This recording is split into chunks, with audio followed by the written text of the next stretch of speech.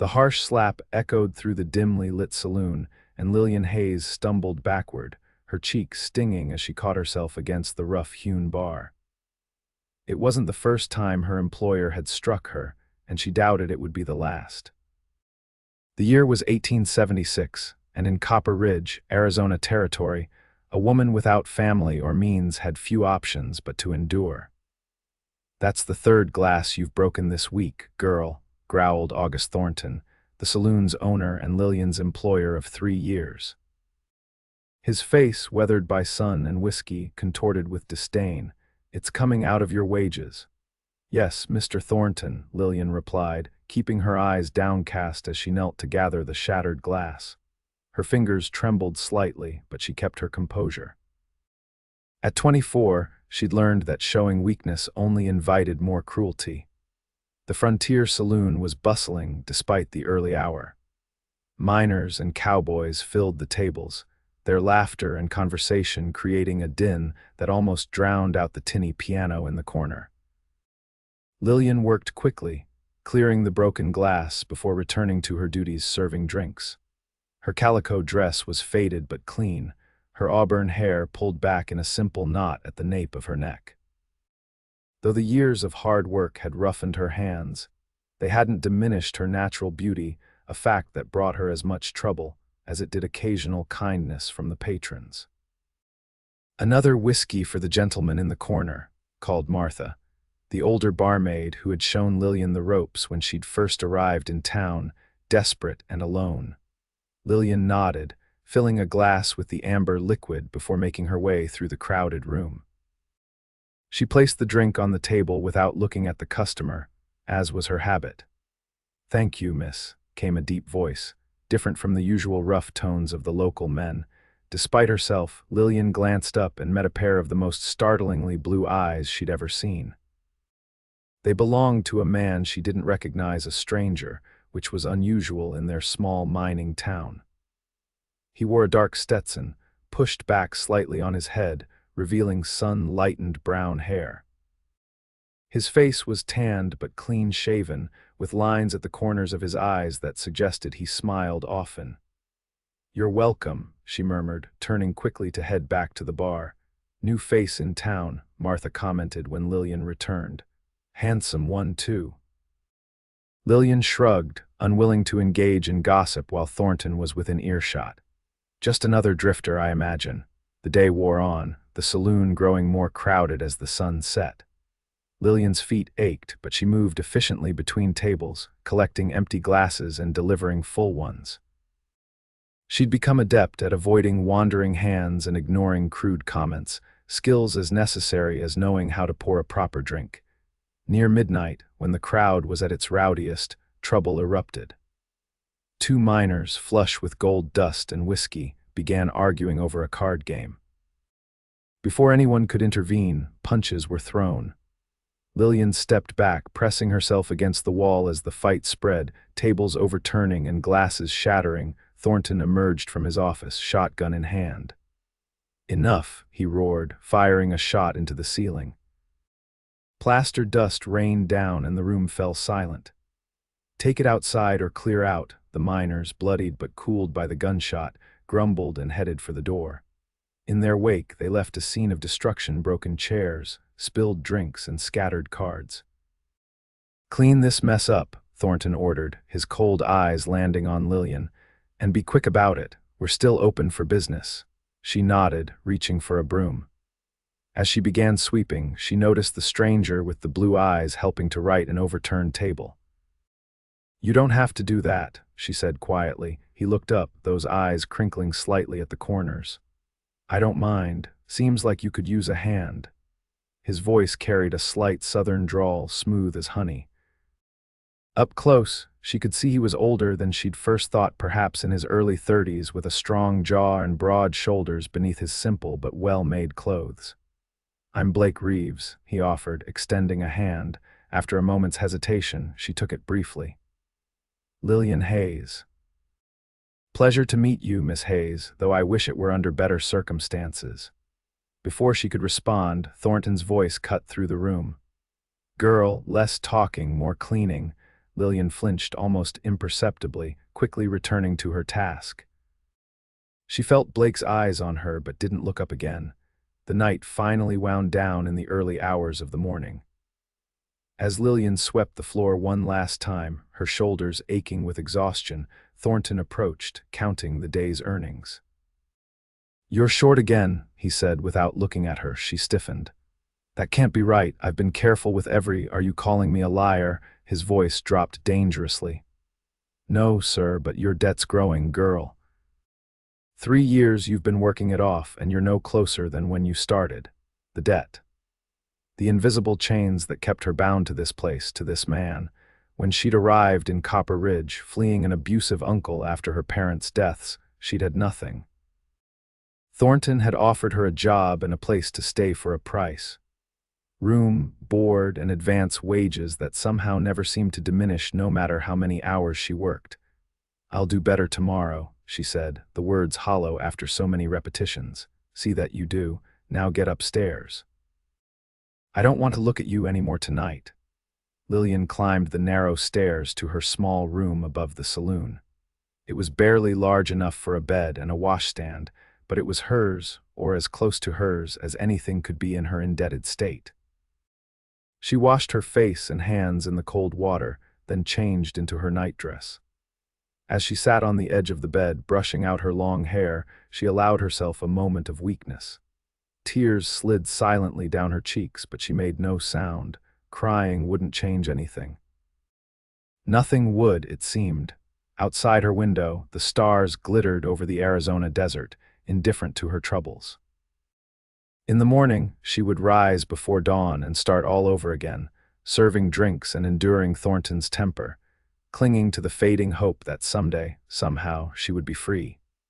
Dawn broke over Copper Ridge, painting the dusty main street in hues of gold and pink. Lillian had been awake for an hour already, helping Martha prepare the saloon for the day. They worked in companionable silence, sweeping floors and wiping down tables. "That stranger's still in town," Martha commented as she polished glasses. "Saw him heading into the general store earlier." Lillian merely nodded, unwilling to show interest. Drifters came and went through Copper Ridge all the time, following rumors of gold or running from trouble. This Blake Reeves would likely be gone within days, just another face she'd briefly encounter and then forget. By mid-morning, the saloon doors swung open and Thornton strutted in, followed by several men in expensive suits, businessmen from back east, judging by their clean hands and city clothes. "Drinks for my guests," Thornton ordered, leading them to the best table. "And mind your manners, girl. These gentlemen represent the railroad." The railroad. The word rippled through town like wildfire lately. Rumors that the Southern Pacific was considering extending a line through Copper Ridge had sparked excitement and speculation. A railroad would transform their dusty mining settlement into a proper town, bringing prosperity and opportunities. As Lillian served whiskey to the visitors, she caught fragments of their conversation. Land purchases, right-of-way agreements, construction timelines. Thornton was practically fawning over them, his usual surly demeanor replaced by an obsequious smile. "And this establishment would be expanded, of course," he was saying. "A proper hotel above, perhaps. The miners and railroad workers will need entertainment, after all." One of the men, gray-haired with cold eyes, looked Lillian up and down appraisingly. "You'd need more girls like this one." Lillian's stomach tightened as Thornton chuckled. "That can be arranged." She retreated to the bar, trying to ignore the implication in their words. Thornton had occasionally hinted that her duties might change if her debt wasn't paid, but so far, he'd never forced her into anything beyond serving drinks and cleaning. Still, the threat lingered, unspoken but ever present. The saloon doors opened again, and Blake Reeves entered, removing his hat as he stepped inside. His eyes scanned the room, settling briefly on the businessmen before finding Lillian at the bar. He approached, his boots making little sound on the wooden floor. "Good morning, Miss Hayes," he said, his voice as warm as she remembered. "Mr. Reeves." She nodded, reaching for a glass. "Whiskey, coffee, if you have it. I find it helps me think more clearly." She poured him a cup from the pot kept warm on the stove. Their fingers brushed as she handed it to him, and she quickly withdrew her hand. "Thank you." He took a sip, regarding her thoughtfully. "Forgive my forwardness, but you don't seem like someone who belongs in a place like this." Lillian stiffened. "And where exactly do I belong, Mr. Reeves?" He had the grace to look abashed. "I meant no offense, only that you carry yourself differently than most saloon girls I've encountered." "I'm not a saloon girl," she said tersely. "I'm a barmaid, of course. My apologies." He studied her for a moment longer. "How long have you been in Copper Ridge?" "3 years." She began wiping down the bar, hoping he would take the hint and leave her be. Instead, he leaned closer, lowering his voice. "And how long have you been indebted to Thornton?" Her head snapped up, eyes wide. "How did you—" "I make it my business to observe people, Miss Hayes, and I've seen your situation before." Before she could respond, Thornton's voice boomed across the room. "Lillian, more drinks here." She hurried to comply, feeling Blake's eyes following her. Throughout the day, he remained at the bar, nursing his coffee and occasionally ordering food. He spoke little but watched everything, especially the railroad men's meeting with Thornton, which continued for hours. By evening, the regular crowd had begun filtering in, and the businessmen finally departed. Thornton's mood was jubilant as he locked himself in his office with the day's earnings. "Railroad's coming for certain," Martha whispered to Lillian as they served the evening crowd. "Town's about to change, for better or worse," Lillian murmured. "Depends on who you ask, I reckon." The night progressed as usual: cards, drinks, occasional arguments quickly quelled by Thornton's threatening presence. Blake remained at his spot at the bar, now drinking whiskey instead of coffee, but never appearing drunk. Near midnight, when the crowd had thinned somewhat, Thornton emerged from his office and approached Lillian. "We need to talk about your future here," he said, his breath reeking of whiskey. "With the railroad coming, there'll be new opportunities, more profitable work." Lillian felt cold dread seeping into her bones. "I'm content with my current duties, Mr. Thornton." He grabbed her wrist, squeezing painfully. "You're not in a position to be content with anything, girl. You owe me, remember, and I aim to see that debt paid one way or another." "How much?" The question came from behind Thornton. Blake stood there, his posture relaxed but somehow imposing. Thornton released Lillian's wrist, turning to face the stranger. "This is a private conversation, mister." "I'm making it public," Blake replied evenly. "How much does Miss Hayes owe you?" A calculating look crossed Thornton's face. $800, Lillian gasped. It was an outrageous sum, far more than she could possibly have accumulated, even with room and board factored in. Blake didn't blink. "I'll pay it." The saloon fell silent, all eyes turning to the confrontation. Lillian stared at Blake, unable to comprehend what was happening. "And why would you do that?" Thornton asked suspiciously. "Let's just say I dislike seeing people trapped in unfair arrangements." Blake reached inside his coat and withdrew a leather wallet. "I'll give you $400 now. That's fair compensation for 3 years of room, board, and any legitimate expenses. You can take it, or we can discuss this matter with the sheriff." Thornton's face darkened. "The sheriff won't interfere in a legitimate business agreement." "Perhaps not. But he might be interested in how you calculate debts, or in the quality of your whiskey watered down, if I'm not mistaken, or maybe in those card games in the back room that seem remarkably profitable for the house." The implied threat hung in the air. Thornton glanced around at the watching patrons, then back at Blake's impassive face. $500, he countered. "Cash, and she leaves tonight." $450, Blake responded, "and she can collect her belongings first." After a tense moment, Thornton nodded curtly. "Done." Blake counted out the money and Thornton snatched it, shoving it into his pocket. He turned to Lillian, his expression venomous. "Get your things and get out. You're no longer welcome in my establishment." Lillian stood frozen, the exchange having happened so quickly she could barely process it. Blake touched her elbow gently. "Go pack, Miss Hayes. I'll wait here." Still dazed, she climbed the stairs to her small room. Her possessions were few two dresses besides the one she wore, some undergarments, a hairbrush that had been her mother's, and a small wooden box containing a locket with her parents' pictures. Everything fit into a single carpet bag. When she returned downstairs, the saloon had resumed its normal activity, though many eyes followed her progress to the door where Blake waited. Martha rushed over, embracing her quickly. "Good luck, child," the older woman whispered. "You deserve better than this place."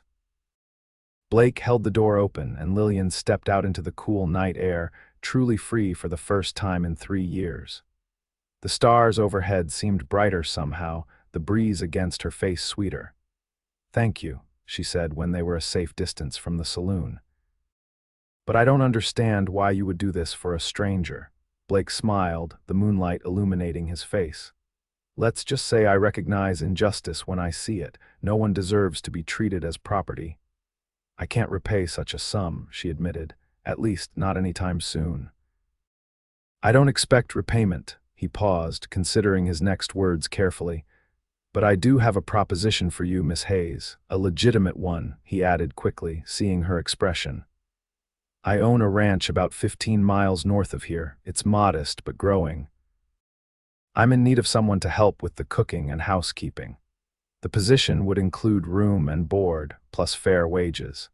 Lillian hesitated. Trading one form of servitude for another seemed risky, even if this man appeared kind. "Why would you offer employment to someone you know nothing about?" "I know enough," he replied. "I know you work hard. I know you've endured Thornton's abuse without becoming bitter or broken. That speaks to your character." He smiled slightly. "Besides, my last housekeeper left to marry a man in Tucson, and I'm a terrible cook." She couldn't help but smile at that. "Where would I stay tonight?" "There's a respectable boarding house run by a widow named Mrs. Foster. I've already arranged a room for you there.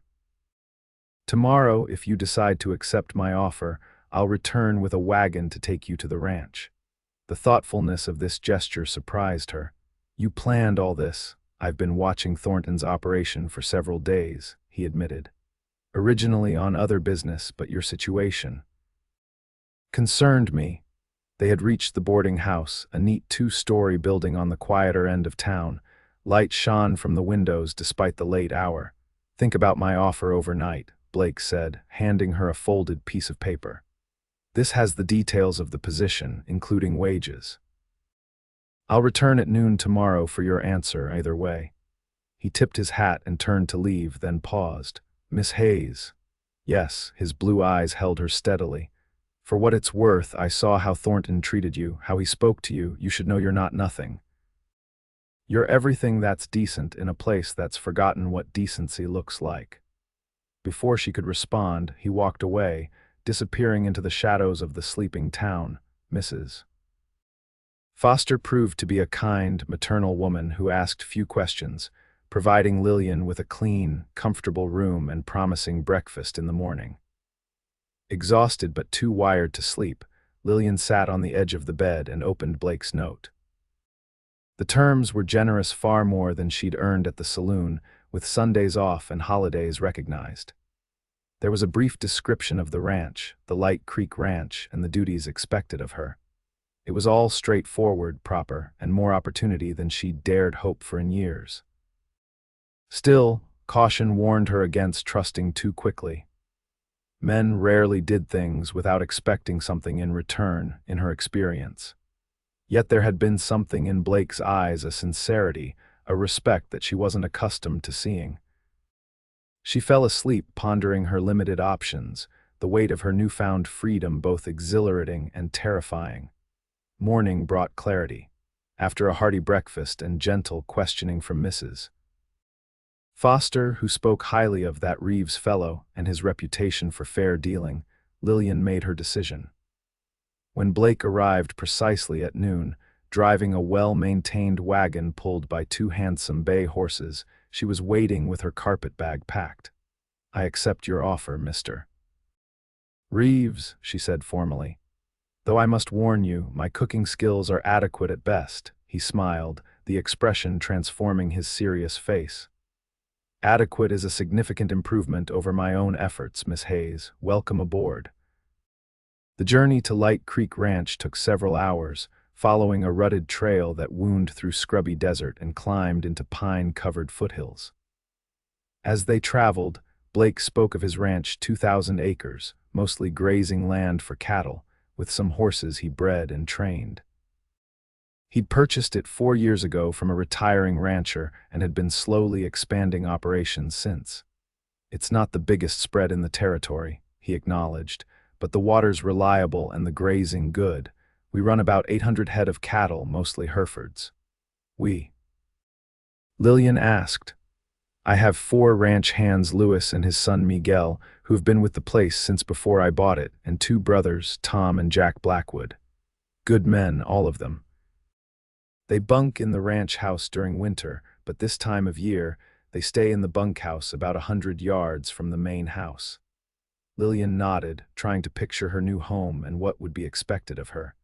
And I'll be responsible for cooking for all of you. For meals in the main house, yes. The men often take lunch with them when they're working far afield.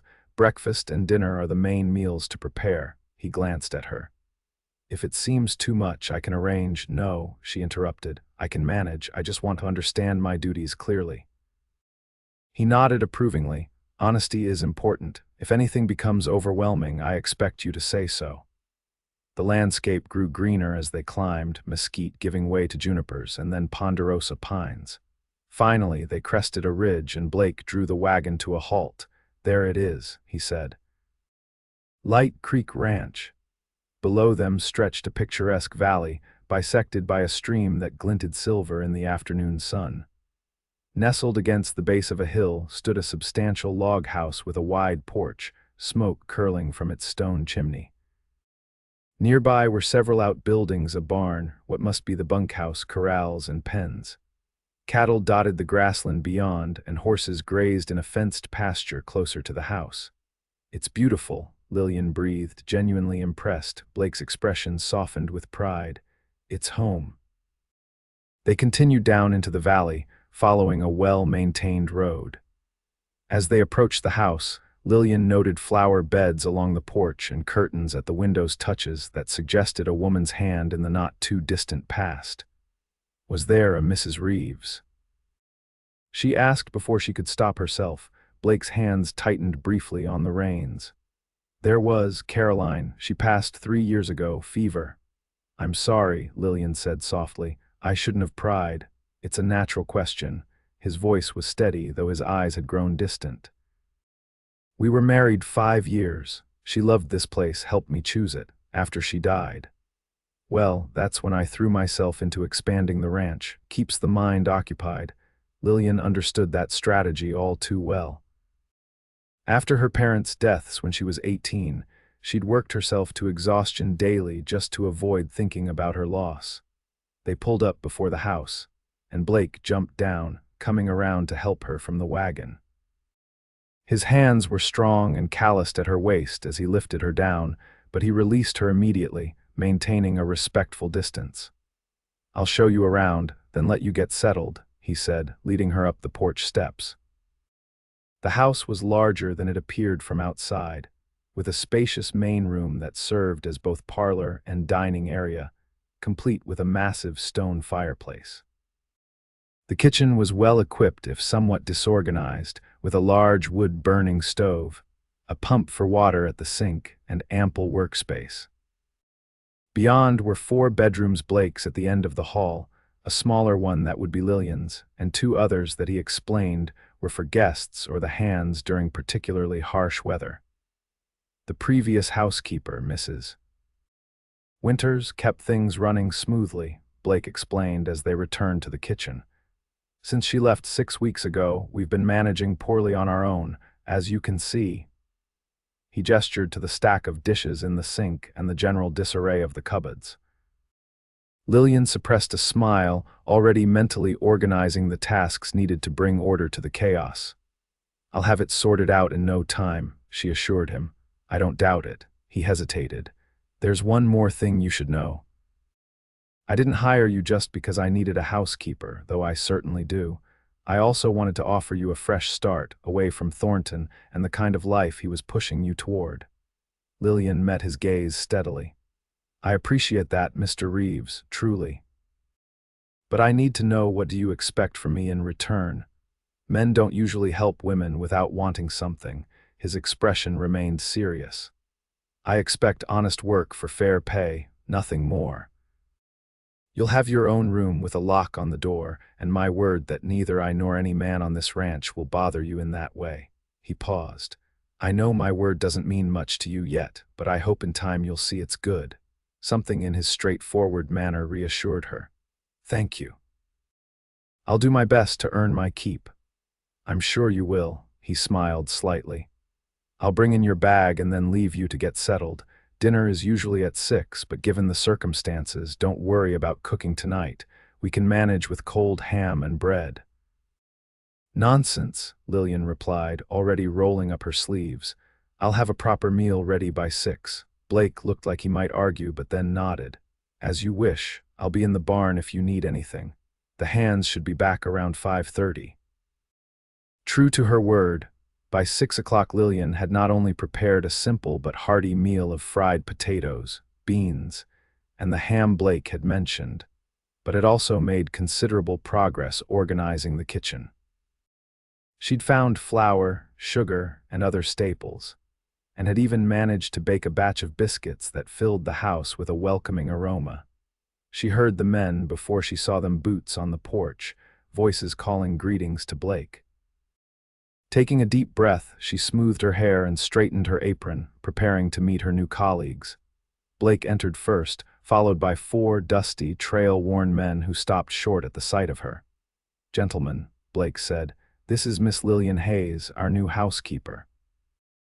Miss Hayes, these are the men of Light Creek Ranch.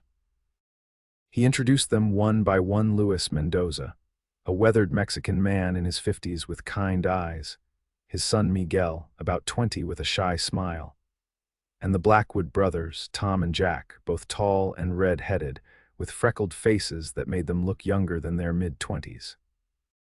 Miss Hayes, Luis said, removing his hat and nodding politely. Welcome to Light Creek. It smells like heaven in here. The others murmured similar greetings, all showing the respect that Blake had promised. Thank you, she replied. Dinner's ready whenever you are. There's water for washing up on the back porch. The men filed out to clean up, and Blake lingered, surveying the transformed kitchen with appreciation. You've worked wonders already, he said. Thank you.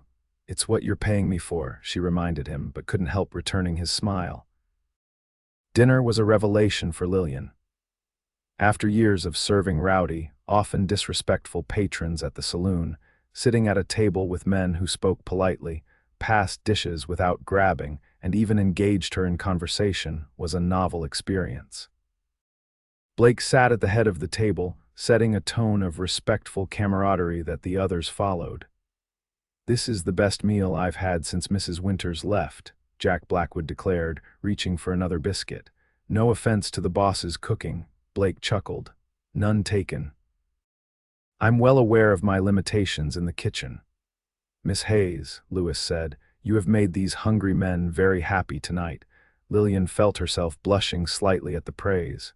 It's a simple meal. Tomorrow I'll have time to prepare something more substantial. If it's better than this, we might never leave the table, Miguel joked, earning laughs from the others. After dinner, the men helped clear the table without being asked, then retreated to the bunkhouse, leaving Blake and Lillian alone. He insisted on helping with the washing up, despite her protests. My mother raised me to pull my weight, he said, rolling up his sleeves to tackle the dishes. Ranch work doesn't exempt me from basic courtesy. They worked side by side in comfortable silence for a while, Lillian washing and Blake drying. It was strangely domestic, and Lillian found herself relaxing for the first time in years. The men seem kind, she ventured. They're good workers and good people, Blake agreed. Luis has been running cattle in these hills for 30 years, taught me most of what I know about ranching. The Blackwoods came from a farm in Missouri 2 years ago, hard workers, honest to a fault, and they all respect you. Blake considered this, hanging a pot on its hook.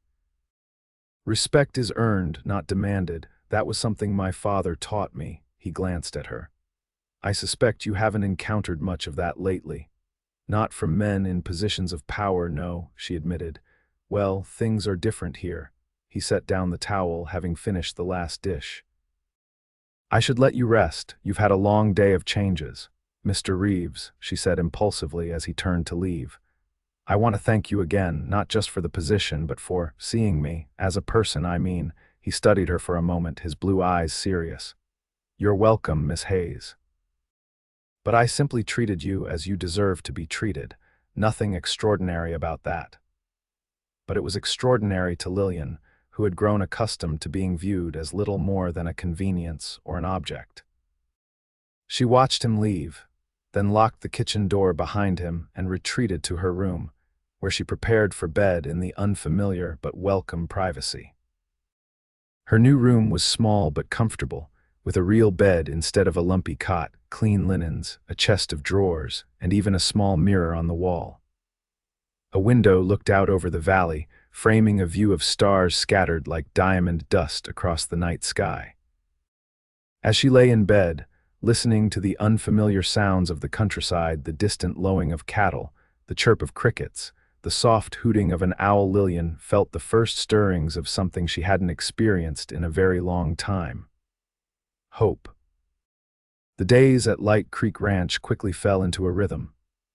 Lillian rose before dawn to prepare breakfast for Blake, and the hands' hearty fare of flapjacks, eggs, bacon, and strong coffee to fuel their long days on the range.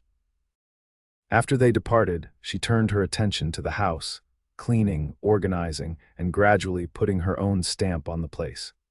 Blake had given her free rein over household matters and a generous budget for supplies. On her first trip to town a week after her arrival, accompanied by Miguel, who needed to pick up some hardware, she purchased fabric for new curtains, seeds for the neglected kitchen garden, and baking supplies that had been depleted. The townsfolk treated her with cautious respect when Miguel introduced her as Miss Hayes, the housekeeper from Light Creek Ranch. It was a novel experience, being seen as a respectable working woman rather than a saloon girl. Even Mrs. Foster, when Lillian stopped to thank her for the hospitality, seemed to view her differently. Mr. Reeves is a good man, the widow said, patting Lillian's hand. One of the few true gentlemen left in these parts. You mind that house well for him. By the end of her first month, Lillian had transformed the ranch house. Fresh curtains hung at the windows, wildflowers brightened the table, and the kitchen garden was showing the first green shoots of vegetables that would eventually supplement their meals. Her cooking had become a highlight of the day for the ranch hands, who never failed to express their appreciation. More surprising was her growing comfort with Blake himself. Unlike Thornton, who had watched her constantly with suspicious or lascivious eyes, Blake treated her with a respectful distance that paradoxically made her feel more at ease in his presence. They often shared quiet evenings in the main room after the hands had retired to the bunkhouse, Blake reading or going over ranch accounts, while Lillian mended or worked on sewing projects. Their conversations during these times gradually deepened from polite exchanges about household matters to more personal topics. Blake spoke of his childhood in Virginia, his father's small horse farm, and his decision to head west after the war, in which he'd fought for the Union despite his southern roots. Lillian, in turn, shared stories of her own childhood in Illinois, her parents' small farm, and their deaths from influenza when she was 18, which had left her at the mercy of an uncle who had seen her as little more than unpaid labor. When he started drinking more and looking at me differently, I knew I had to leave, she explained one evening, her hands stilling on the shirt she was mending. I took what little money my mother had hidden away and bought a stage ticket west. I thought I'd find work as a teacher or a shop girl. How did you end up with Thornton? Blake asked quietly. Lillian sighed. The stage was robbed outside of Copper Ridge. They took everything, including my money and even my shoes. I walked into town with nothing. Thornton offered me a job and a place to stay when no one else would. By the time I realized the arrangement wasn't what he'd promised, the debt had already begun to accumulate.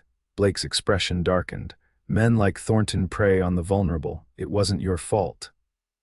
I know that now, she said softly. But at the time, I felt I had no choice but to accept his terms. There's always a choice, Blake said, then amended, though sometimes all the options are bad ones. I'm just glad you're free of him now. The genuine concern in his voice warmed her. Over the weeks, she'd come to recognize that Blake Reeves was indeed that rare thing, a truly good man. His kindness extended not just to her, but to everyone around him. She'd seen him patiently teaching Miguel new skills, respecting Lewis's experience and knowledge, mediating disputes between the Blackwood brothers with fairness, and treating even the livestock with gentle hands. It was becoming increasingly difficult to ignore the flutter in her chest when he smiled at her, or the warmth that spread through her when their hands accidentally touched as she passed him a cup of coffee. But Lillian was careful to maintain professional boundaries. Blake was her employer, and she wouldn't jeopardize her position or his respect by allowing inappropriate feelings to develop. Or so she told herself, even as she found herself lingering over his mending, making sure his shirts were especially well pressed, or preparing his favorite dishes more frequently than strictly necessary. Summer progressed, bringing intense heat that turned the valley golden. The cattle were moved to higher pastures, and the men spent long days in the saddle, often returning after dark, exhausted but satisfied with the work. Lillian adapted her routines, preparing cold meals that could be eaten at any hour and leaving water barrels in the shade for washing up. One particularly scorching afternoon in late July, when even the birds seemed too hot to sing, Blake returned to the house unexpectedly, his shirt soaked with sweat. "Everything all right?" Lillian asked, looking up from the bread dough she was kneading. "Fine," he assured her, pouring himself a dipper of water from the bucket. "Just needed to fetch some supplies from the barn. The men are repairing fencing in the north pasture." He drank deeply, then wiped his mouth with the back of his hand. "It's cooler in here than I expected. I've been keeping the curtains drawn on the sunny side and opening the windows on the shady side," she explained. "Creates a bit of a breeze." He nodded approvingly. "Smart thinking." His eyes fell on the dough. "You're baking in this heat. The evenings cool down enough." "I thought fresh bread would be welcome after a day like this." "You spoil us, Miss Hayes." His smile made her heart skip a beat. "I've been meaning to tell you you've made a real difference here, not just with the cooking and cleaning, but the house feels like a home again." The sincerity in his voice caught her off guard. "Thank you, Mr. Reeves. I'm glad to be useful." "You're far more than useful," he said quietly. "You've brought life back to this place. Back to—" He stopped abruptly, as if catching himself. "Well, anyway, I appreciate it." He turned to leave, but at the door he paused. "There's a box in my wardrobe, Caroline's things, I thought. Perhaps some of her dresses might fit you. She was about your size. It seems a shame for them to sit unused." Lillian stared at him, touched by the offer but uncertain. "Are you sure?" "They must hold memories for you." "They do," he acknowledged, "but good ones. And Caroline would have liked you. She would have approved of them being put to good use." After he left, Lillian stood motionless for several minutes, her hands still dusted with flour. The offer of his late wife's clothing felt significant somehow, though she couldn't quite articulate why. When she finally did look through the box that evening, she found beautifully made dresses, shawls, and even a pair of leather boots that fit her perfectly. Among the items was a simple silver bracelet with a small turquoise stone. A note in Blake's handwriting lay beside it. "This was her favorite. She would want you to have it." Lillian slipped the bracelet onto her wrist, the cool metal warming quickly against her skin. It felt like both a gift and a responsibility, a tangible sign of Blake's trust, and perhaps something more. The following Sunday, her day off, Lillian decided to explore the ranch property beyond the immediate vicinity of the house.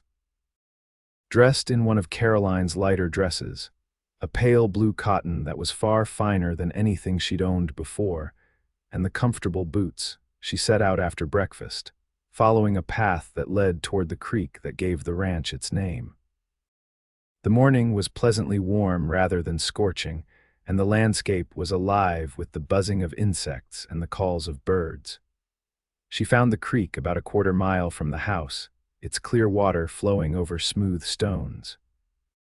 Cottonwood trees provided dappled shade along its banks, creating a perfect spot to rest. Sitting on a fallen log, Lillian removed her boots and dangled her feet in the cool water, enjoying the simple pleasure.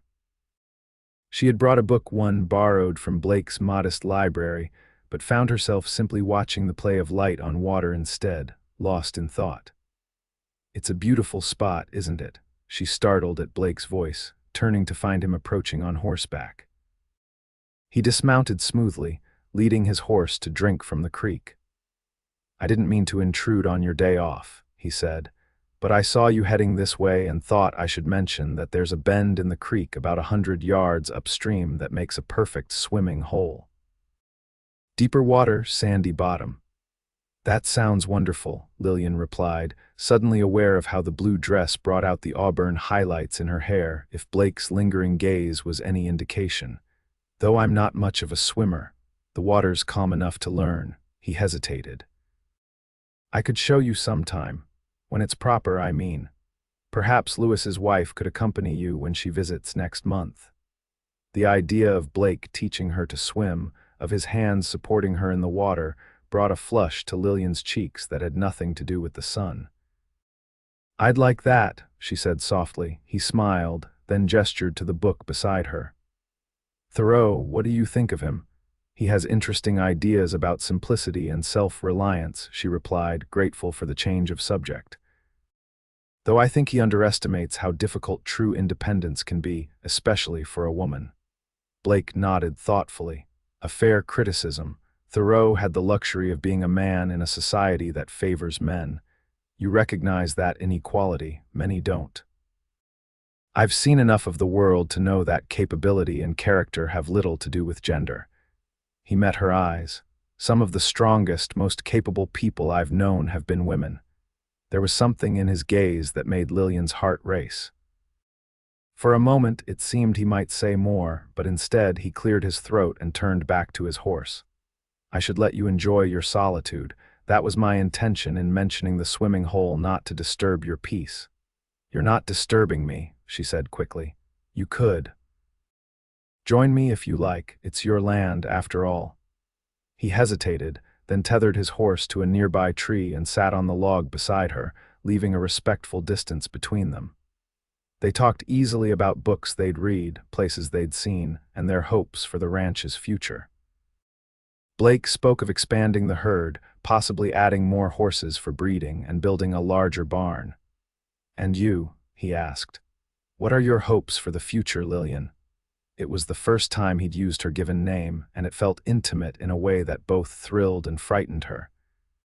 "Stability," she answered honestly. "A place where I belong, work that has meaning." She traced the bracelet on her wrist. "And someday, perhaps a family of my own, though that seems unlikely given my circumstances."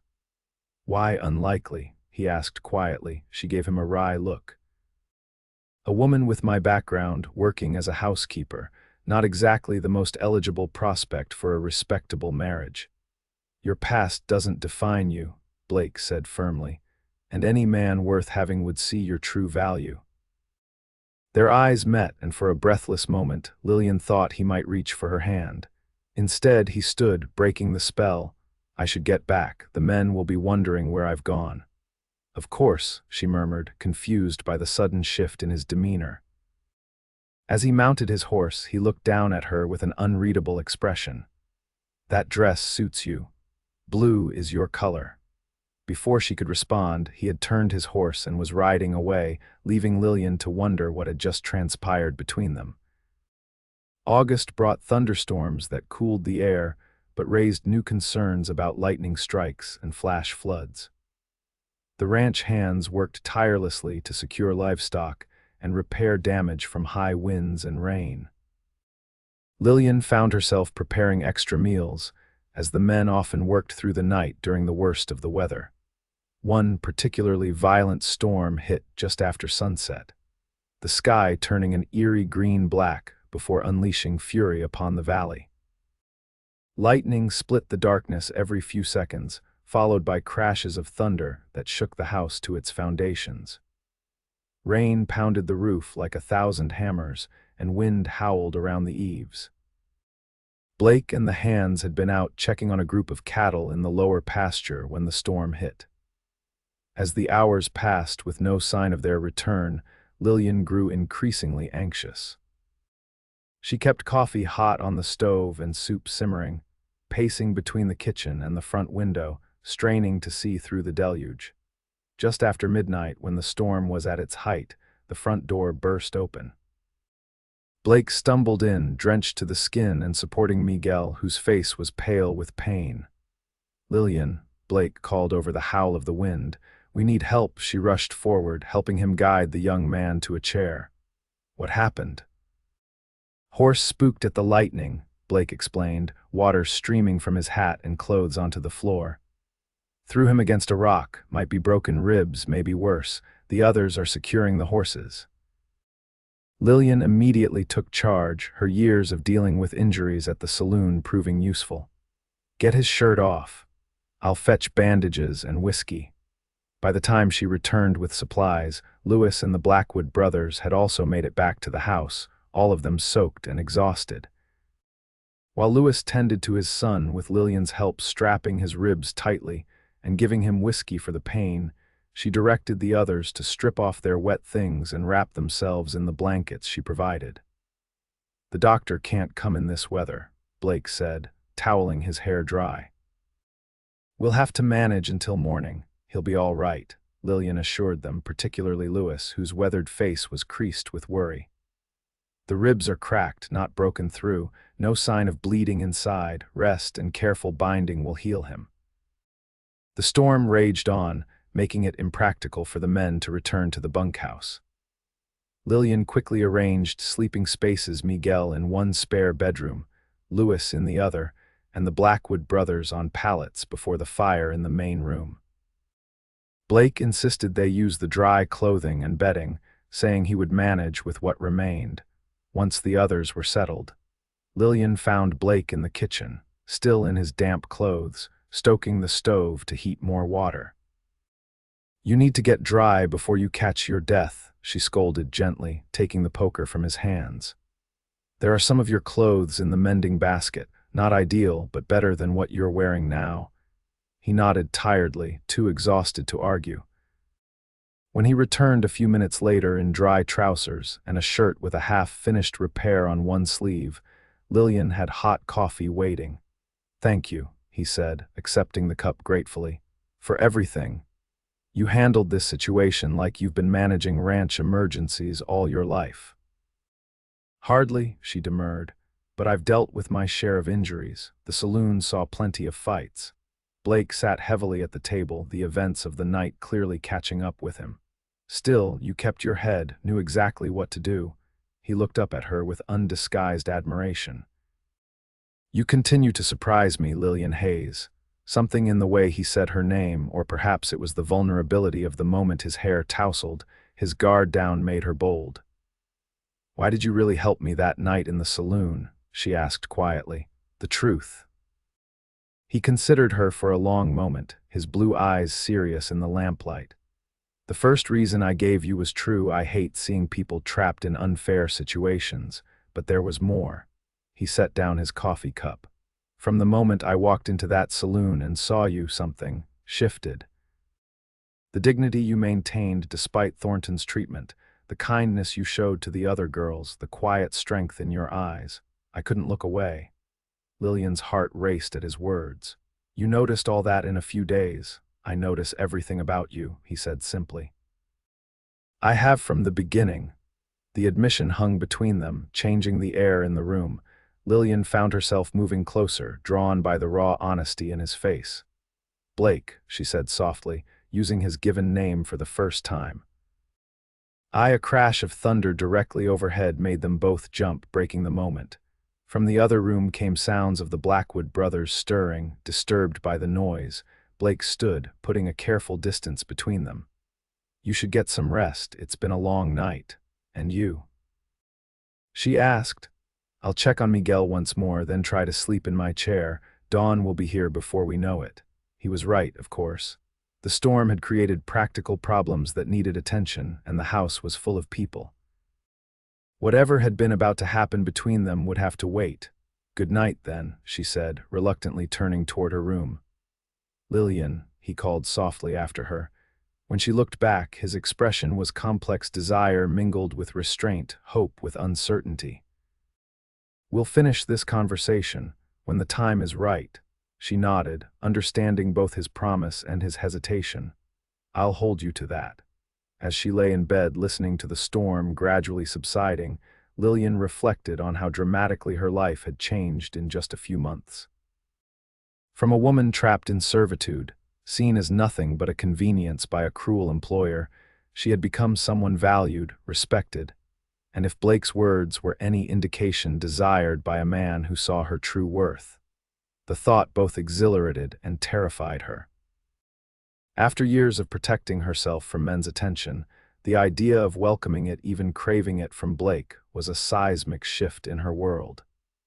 Yet she couldn't deny the feelings that had been growing within her. Admiration deepening to affection, and affection blooming into something more profound.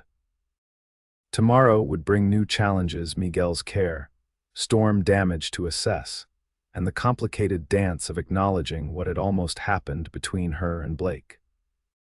But for now, with rain still pattering on the roof, and the knowledge that everyone she cared about was safe under one roof, Lillian allowed herself to drift into sleep, a small smile on her lips. The days following the storm were busy with recovery efforts. Miguel's injuries, while painful, began to heal well under Lillian's attentive care. The ranch had suffered some damage, fences down, a section of the barn roof torn away, and a few head of cattle missing, but overall, they had been fortunate. With Miguel confined to bed and the other hands busy with repairs, Lillian found herself taking on additional responsibilities. She helped Blake with paperwork, rode out with Tom Blackwood to check on the kitchen garden's drainage, and even assisted Lewis in mending tack while still managing her regular duties. The new dynamics created a subtle shift in her relationship with the ranch hands. No longer just the housekeeper, she had become an integral part of the ranch's operations during the crisis. The men, especially Lewis, began to defer to her judgment on certain matters and included her in discussions about ranch business. Blake, for his part, seemed both pleased by this development and increasingly aware of her as more than an employee.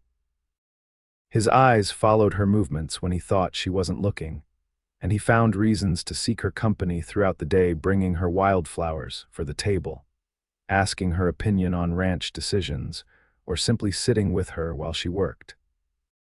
They hadn't returned to their interrupted conversation from the night of the storm, but the awareness between them had grown, creating a sweet tension that colored every interaction. As August gave way to September, bringing cooler temperatures and the first hints of autumn color to the aspens on the hillsides, Blake announced that he needed to make a trip to Tucson for banking business and supplies. "I'll be gone about a week," he told Lillian as she served breakfast. "Lewis will handle things here, but if there's anything special you need from town, make me a list." "Will you be traveling alone?" she asked, trying to keep her tone neutral despite the worry that immediately surfaced at the thought of him on the trails alone. "Jack Blackwood will come with me." "We'll take the wagon for supplies on the return journey." He hesitated. "Would you like to come along? Tucson has proper shops, things you might not have seen since you came west." The invitation surprised her. Who would look after things here? "Miguel is up and about now, though not ready for ranch work. He could manage the cooking for a few days." Blake watched her face. "It would be completely proper. We would stay in separate accommodations, of course. Mrs. Blackwood, Jack's mother, lives in Tucson. You could stay with her."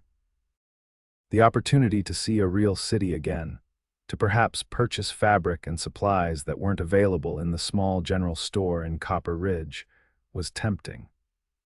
But more than that, the chance to spend time with Blake away from the ranch, to perhaps continue their unfinished conversation in new surroundings, made her heart race. "I would like that very much," she said, trying to contain her excitement. Blake's smile was warm. "Good. We'll leave the day after tomorrow. Pack for a week, and don't worry about bringing much money. Consider this trip part of your wages." Preparations for the journey kept Lillian busy over the next 2 days.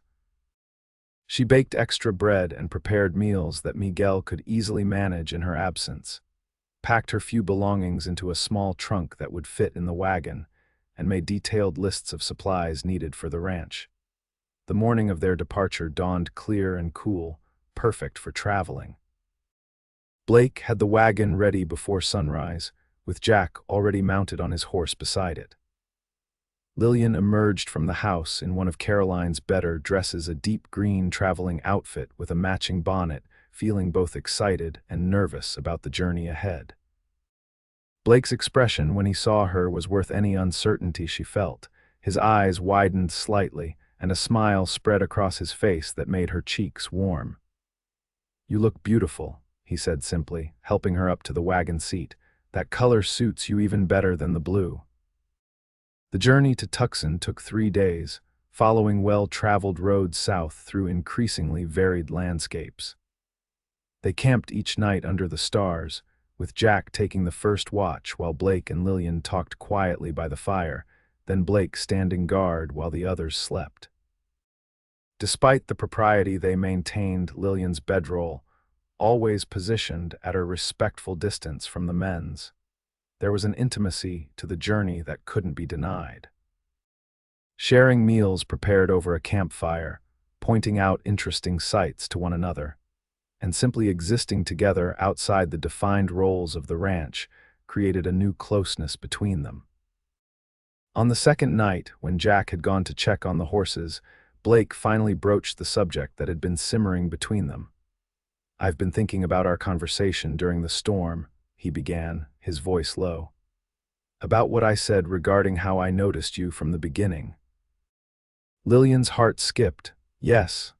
I want you to know that my feelings have only grown stronger in the months you've been at Light Creek." He met her eyes across the fire. "But I've hesitated to speak because of our arrangement. You work for me, and I never want you to feel pressured or obligated in any way." "I don't," she assured him. "I've never felt that way with you." He nodded, seeming to gather his thoughts. "There's something else you should know. My trip to Tucson isn't just for supplies and banking. I'm meeting with my lawyer about changing the ownership structure of the ranch." This was unexpected.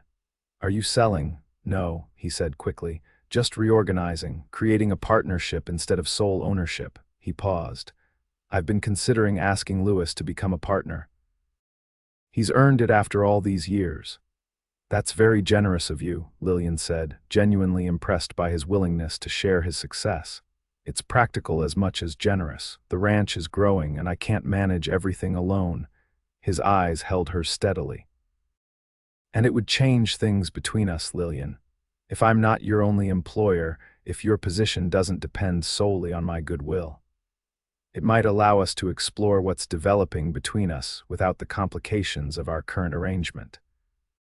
The thoughtfulness of this plan, his concern for her independence and dignity, even as he acknowledged his feelings, touched Lillian deeply.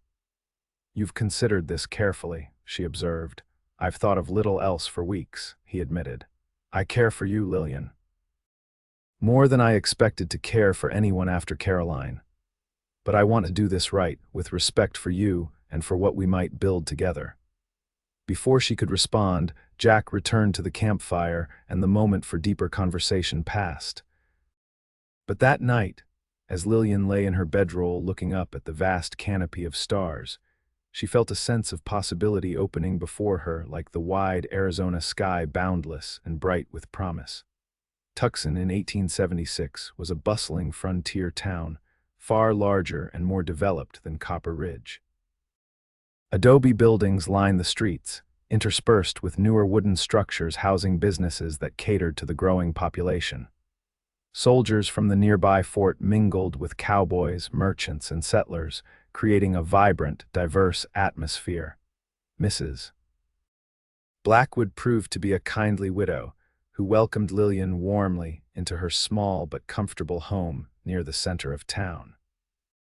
After settling in, Lillian joined Blake for a tour of the city, her arm tucked properly in his as they strolled along the boardwalks, drawing approving glances from passers-by who assumed them to be a married couple.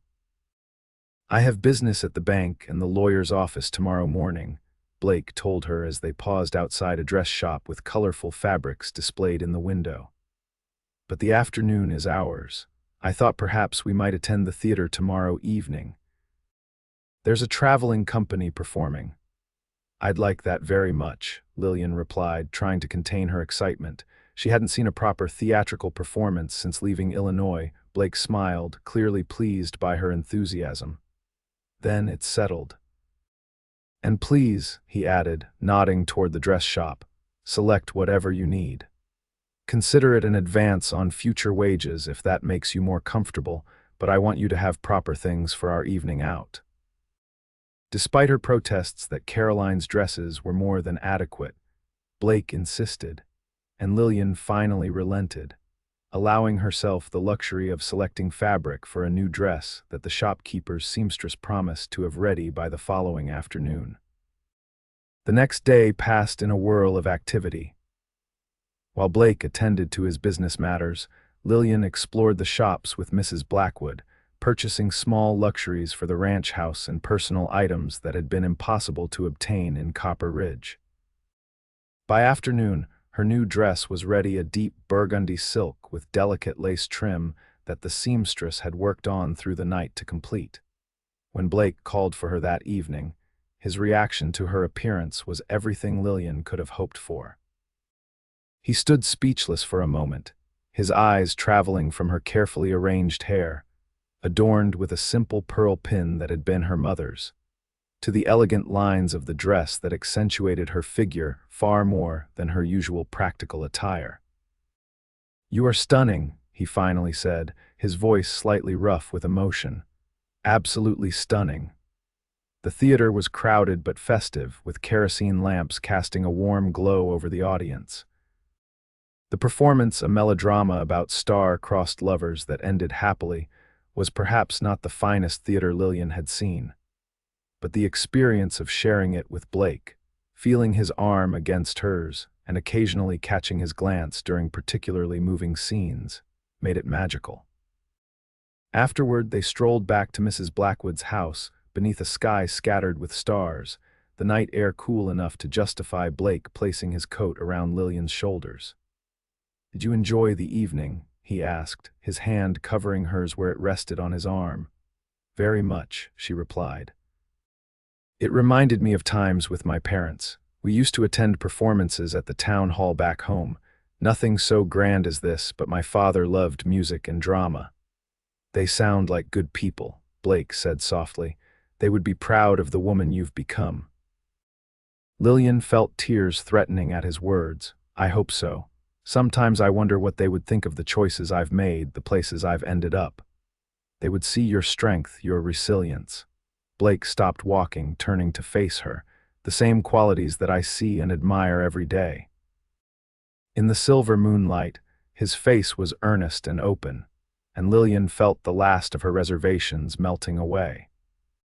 This was a man who had proven himself trustworthy in word and deed, who saw her not as she had been an indebted barmaid in a frontier saloon, but as she truly was, a woman of intelligence, capability, and worth. "Blake," she said softly, "I care for you too, very much." His smile was like sunrise. Gently, giving her every opportunity to pull away, he leaned down and pressed his lips to hers in a kiss that was tender yet charged with feeling. Lillian responded naturally, her hands rising to rest lightly on his chest as she returned the kiss with equal emotion. When they finally parted, Blake kept her close, his forehead resting against hers. "I've wanted to do that for months," he confessed. "I'm glad you finally did," she whispered, a smile curving her lips. He kissed her once more, briefly but with unmistakable promise, before offering his arm again to continue their walk. "We should get you back to Mrs. Blackwood's before she sends out a search party." The remaining days in Tucson passed in a pleasant blur. Blake completed his business, including the legal arrangements for the ranch partnership, while Lillian gathered supplies and enjoyed the novelty of city life. They spent their evenings together, sometimes with Jack and his mother, sometimes alone, gradually growing more comfortable with their evolving relationship. By the time they loaded the wagon for the return journey, something fundamental had shifted between them. The careful distance Blake had maintained out of respect for her position had given way to a warmth and intimacy that, while still proper, clearly indicated their feelings for one another. On the trail back to Light Creek, they talked more openly about the future. Blake shared his vision for expanding the ranch, perhaps adding sheep as well as cattle, and building a larger house eventually. "The current house was fine for a bachelor or a young couple," he explained as they made camp on the second night, "but it's not really suitable for a growing family." The implication wasn't lost on Lillian. "You're thinking of children. I've always wanted them," he admitted. "Caroline and I had hoped, but it wasn't to be." He poked at the fire with a stick, watching the sparks rise. "What about you? Do you want children someday?" "Yes," she said simply. "I've always imagined having a family of my own, a real home." Blake's eyes met hers across the fire. "I think we want similar things, Lillian." Jack, who had been tending the horses, rejoined them at that moment. But the understanding between them remained, warming Lillian like the campfire as the desert night grew cool around them. Their return to Light Creek was met with relief, and some knowing looks from the ranch hands, particularly Lewis, who seemed unsurprised by the change in Blake and Lillian's relationship. "It has been obvious to an old man for months," he told Blake in Lillian's hearing, patting his boss on the shoulder. "You look at her the way I looked at my Maria, God rest her soul." The news of the partnership arrangement was received with stunned gratitude by Lewis and excitement from the others. A celebration was planned for the following Sunday, with Lillian preparing a special meal and Blake bringing out bottles of good whiskey he'd purchased in Tucson. As autumn deepened, bringing frost to the mornings and turning the aspen leaves to gold, Lillian found herself happier than she'd ever been. Her position at the ranch had evolved from servant to partner in all but name.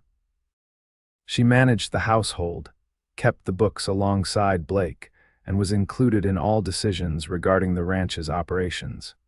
More precious still was the deepening of her relationship with Blake. They spent most evenings together, sometimes reading aloud to each other, sometimes just talking and increasingly sharing sweet, tender moments of physical affection. Blake was always respectful, never pushing beyond what was proper, but his touch and his kisses left Lillian longing for more. It was during one such evening in late October, with the first snow dusting the distant mountains, that Blake finally spoke the words Lillian had been both hoping for and fearing. They were sitting before the fire in the main room, Lillian mending a shirt while Blake read aloud from a novel they'd both been enjoying. He suddenly closed the book, setting it aside with deliberate care. "Lillian," he said, his voice serious, "there's something I need to ask you." She set down her sewing, her heart beginning to race. "Yes." Blake moved from his chair to kneel before her, taking her hands in his. "These past months have been the happiest I've known since losing Caroline. You've brought light and life back to this ranch and to me." He took a deep breath. "I love you, Lillian Hayes. I love your strength, your kindness, your intelligence. I love the way you've made this house a home again. I love everything about you." Tears filled Lillian's eyes as he continued. "I know this might seem sudden to some, but I believe when you find the person who makes you feel truly alive, you shouldn't wait." He reached into his pocket and withdrew a small box. "Lillian Hayes, would you do me the great honor of becoming my wife?" He opened the box to reveal a ring, a simple gold band set with a small but perfect diamond that caught the firelight. "It was my mother's," he explained softly. "I had it sized for you in Tucson." Lillian gazed at the ring, then at the man kneeling before her, this good, honorable man who had seen her value when others saw nothing, who had given her freedom and then, gradually, his heart. "Yes," she whispered, then more strongly, "Yes, Blake Reeves, I will marry you." His face lit with joy as he slipped the ring onto her finger, then rose to gather her into his arms, kissing her with all the love and promise of their future together. "I love you," she said against his lips, the words she'd held back for so long finally flowing freely. "I love you so much." They were married on the first day of December, 1876, in a simple ceremony at the small church in Copper Ridge. The entire town turned out for the event, partly out of curiosity about the woman who had captured Blake Reeves' heart, but mostly because both bride and groom had earned the community's respect. Lewis stood as Blake's best man, his weathered face beaming with pride, while Martha from the saloon, with whom Lillian had maintained a friendship, stood up for the bride. Even Mrs. Foster from the boarding house attended, claiming credit for seeing the match from the start. Conspicuously absent was August Thornton, who had reportedly left town shortly after the railroad deal fell through, a development that many attributed to Blake Reeves' quiet influence with the businessmen following his discovery of Thornton's questionable business practices. Lillian wore a gown of ivory silk that she and Mrs. Blackwood had worked on together during a second visit to Tucson. With her hair arranged in soft curls beneath a veil trimmed with the same lace as her dress, and Caroline's turquoise bracelet on her wrist as something blue, she was a vision that left Blake momentarily speechless when she appeared at the church door. "You're everything," he whispered as she reached him at the altar, repeating the words he'd once said to her in a very different context. "Everything I've ever wanted or needed." The celebration afterward at Light Creek Ranch lasted well into the night, with music, dancing, and enough food and drink to satisfy even the hungriest cowhand. As guests gradually departed, leaving the newlyweds to begin their life together, Blake and Lillian stood on the porch of the house that had become their home, his arm around her waist as they watched the last wagon disappear down the valley road. "Happy, Mrs. Reeves?" Blake asked, pressing a kiss to her temple. "Completely," she replied, leaning into his embrace, "though it still seems like a dream sometimes that I could go from where I was to this." "Not a dream," he assured her, turning her in his arms to face him. "Just life as it should be, with the right person by your side." As he led her back into the house, closing the door on the winter night, Lillian knew with absolute certainty that she had found not just freedom, but something far more precious, a love that saw her true worth, a man who would always regard her as everything. Spring came early to Light Creek Ranch in 1877, bringing green grass to the valley and new life in abundance. The cattle herd had grown over the winter, with a successful calving season that promised prosperity for the year ahead. The partnership between Blake and Lewis had proven fruitful, allowing for expansion of their operations and the hiring of 2 additional hands. The house, too, had seen changes. Under Lillian's direction, construction had begun on an addition, 2 new bedrooms, and an enlarged kitchen that would better serve the growing ranch's needs. Blake had insisted on the improvements even before they knew they would be necessary, wanting to give his wife the home she deserved. But by April, when the wildflowers began carpeting the hillsides in purple and gold, the additions took on new significance. Lillian was expecting their first child, due to arrive in late autumn. The news had been met with joy by Blake, who swept her into his arms and spun her around when she told him, and with hearty congratulations from the ranch hands, who had come to view Lillian as family. "You'll be a wonderful mother," Blake told her often, his hand resting protectively over her still flat stomach. "Our child is lucky to have you." As the months passed and summer returned to the valley, Lillian's body changed with the season, her slender frame softening and rounding with the new life growing within.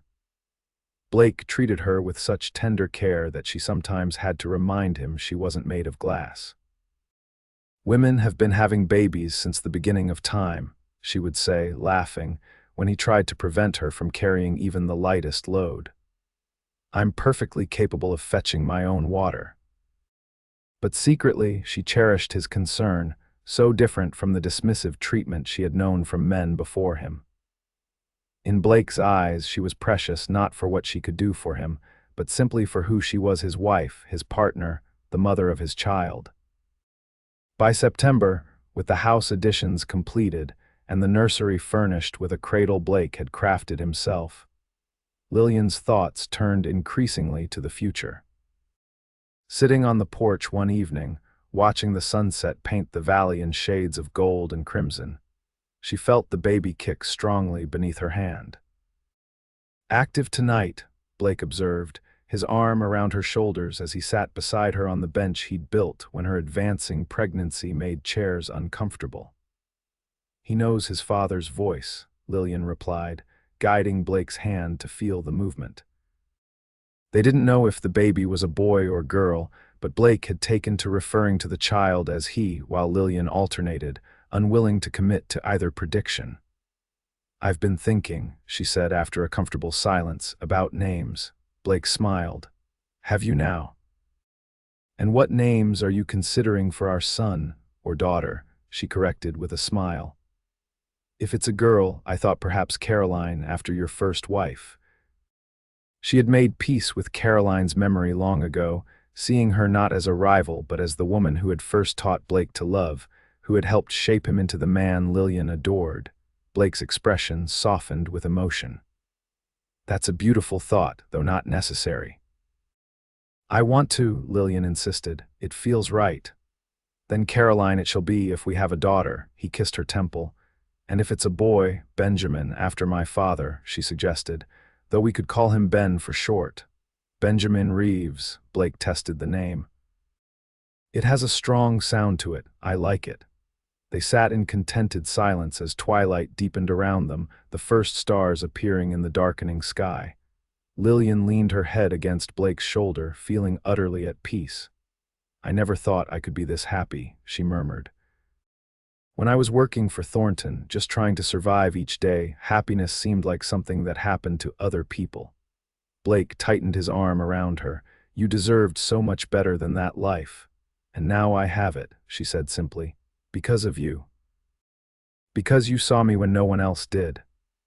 "I saw you because you were impossible to miss," he replied, his voice warm with love. "From the first moment in that dusty saloon, you shone like gold in a muddy stream." Lillian turned her face up to his, and he kissed her with a tenderness that still made her heart flutter after nearly a year of marriage. When they parted, she stayed within the circle of his arms, watching night claim the valley that had become her home. The baby, Benjamin Reeves, arrived on a cold, clear night in November, after a labor that tested Lillian's strength but ultimately rewarded her with the most profound joy she had ever known. Blake had remained by her side throughout, defying convention to support his wife through her ordeal, his face transforming with wonder when the midwife placed their son in Lillian's arms. "He's perfect," Blake whispered, tears streaming unashamedly down his face as he gazed at the tiny, red-faced infant. "Just like his mother." In the years that followed, Light Creek Ranch prospered and grew, as did the Reeves family. Caroline Marie joined her brother 2 years later, a dark-haired daughter with her father's blue eyes and her mother's determined spirit. 2 more children would eventually complete their family: another son, Louis, named after their dear friend and partner who became like a grandfather to the Reeves children, and a second daughter, Martha, who arrived as a surprise blessing when Lillian was 40. The ranch expanded to become one of the most successful operations in the territory, known for its fair treatment of workers and quality livestock. Blake's innovative breeding programs and Lillian's shrewd business sense created a legacy that would sustain their family for generations. But more important than their material success was the love that flourished between them, growing deeper and richer with each passing year. Blake never forgot to remind Lillian of her worth. often telling their children the story of how he had first seen their mother in a frontier saloon and recognized something extraordinary in her dignity and grace. "Your mother," he would say, gathering them close on the porch of the grand house that had replaced the original ranch home, "taught me the most important lesson a man can learn, that true value isn't in what a person owns or where they come from, but in who they are at heart."